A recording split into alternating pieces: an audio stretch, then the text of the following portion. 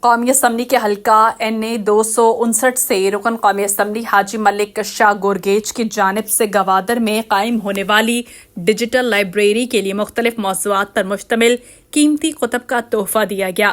MNA کے نمائندے ماجد حسین نے یہ کتب ڈپٹی کمشنر گوادر حمود الرحمان کے حوالے کی۔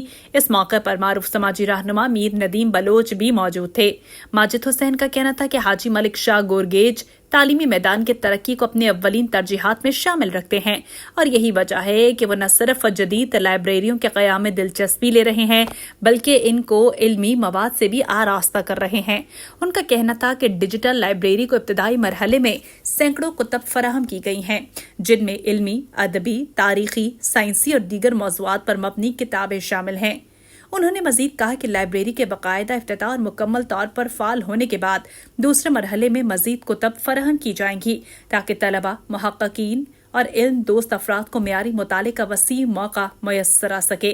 ماجد حسین نے اس عزم کا اظہار کیا کہ MNA ملک شاہ گورگیج اپنے حلقے میں تعلیمی اداروں اور عوامی لائبریریوں کی ترقی کے لیے ہر ممکن اقدامات کرتے رہیں گے۔